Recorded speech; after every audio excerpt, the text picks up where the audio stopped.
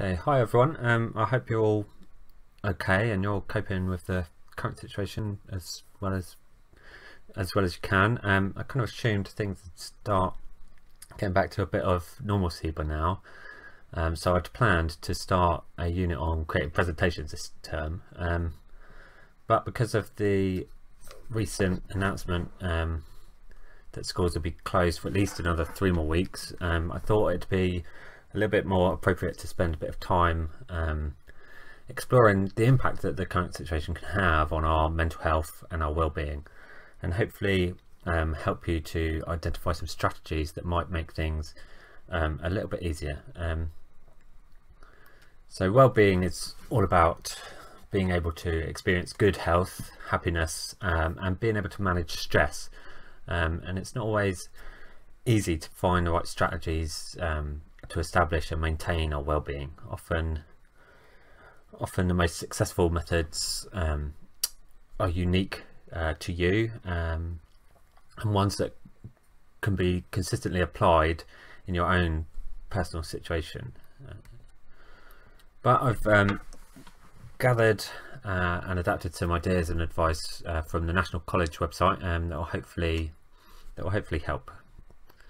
So sometimes it's difficult to see beyond the problems and challenges in our lives. So when things seem tough, it's really vital to spend some time purposefully focusing on positive things that are often easily forgotten.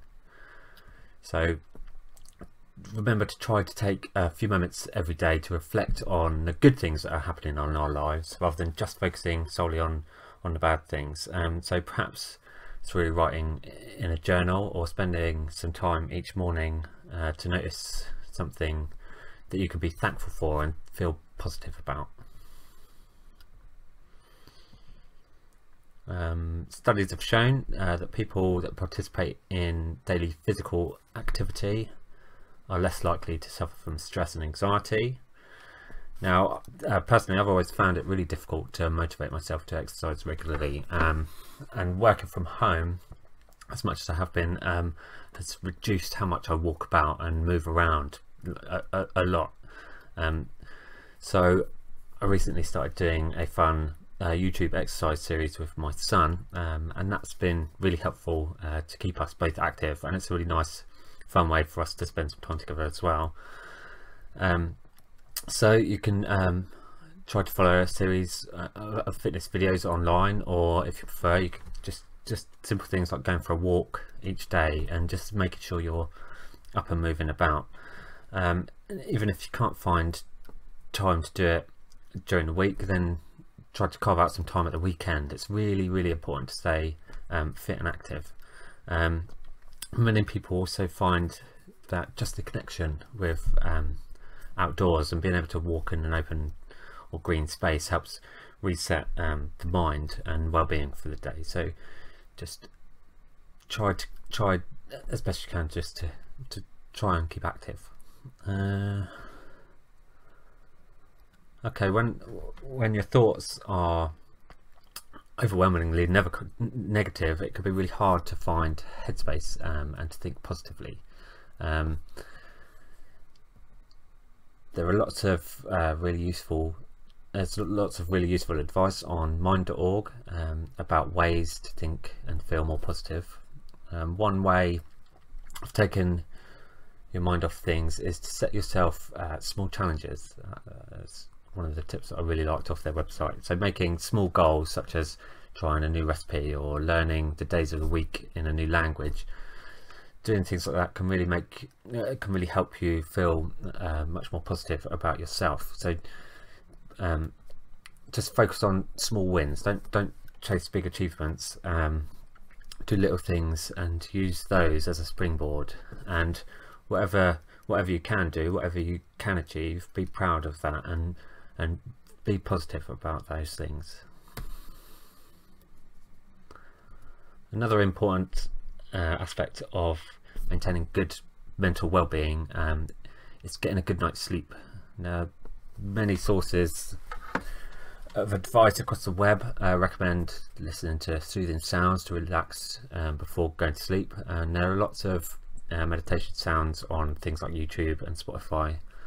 But one thing I've always found works for me, if I'm struggling to sleep, is reading. That really takes my mind off whatever's going on in the real world, and it makes everything, it makes it easier for me to relax and unwind. Now it's really important to have a good sleeping routine as well, so try to go to bed and get up around the same times each day, so that your body gets into a proper routine.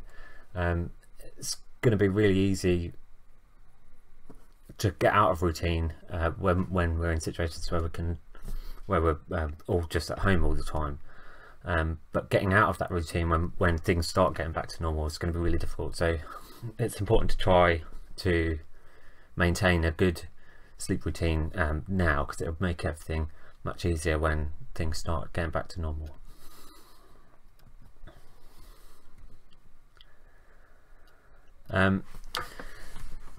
Hopefully this one doesn't need too much explaining. Eat healthily and include plenty of fruit and veg. There's studies that show eating fruit and vegetables improves our well-being massively. So so do that. It's also it might also be a nice time to take the opportunity to help and get involved with preparing meals if you don't usually do that. That can make everyone feel a little bit more involved and a little bit better as well, which leads nicely to the next bit. Being good and doing good things can help us feel good as well. So it's worth remembering that the opposite of that could be true. If we're doing bad things, it can obviously make us and the people around us feel bad. It can be tough for everyone sometimes to try and do good all the time. So challenge yourself to do at least one random good deed every day. Now this again will help everyone feel better. So not just yourself, but the people that you're doing the good deeds for, they'll feel better, and then they'll be inclined to be a little bit happier as well, which is a win for everybody. Okay, it's also as well, it's a really difficult time for everyone, and it's okay not to be okay all the time, and it's okay to need and to ask for help from other people. I think it's probably more important than ever to be able to reach out for help right now as well. Being in isolation can be really tough, but it also means that other people are less likely to pick up on signs if things aren't right. So remember that despite not being at school, all of the staff are still here if you need anything. You can reach out to your form tutors, your teachers, PSOs, whoever you're comfortable reaching out to. Everyone, despite school not being fully open, all the staff are still working and they're still contactable, and we'll still offer any help that we can. So it's important to remember that there are people that you can reach out to if you're struggling with anything. And that brings me nicely to the last section, which is about staying connected. It's really important to try to stay in contact with your friends and family as much as you can. This will not only be good for you, but can also have a real positive impact on them. And there are lots of different ways to connect remotely and online, such things as instant messaging and voice and video calls, online gaming, emails, all the different social medias, and lots more options to stay in touch with people. Over the coming weeks, I think most of my lessons will be about how we can access and use a number of those online communication services, with a big focus on staying safe and how to behave appropriately when working, playing and communicating online. So that'll do for now. I just wanted to reach out and make sure everyone knows that again that the staff are still here to support everyone, and I'm sorry this has probably taken longer than I was expecting, and I can assure you that any future videos will be much shorter than this one. But before I finish up, there's a little bit of work for you to do.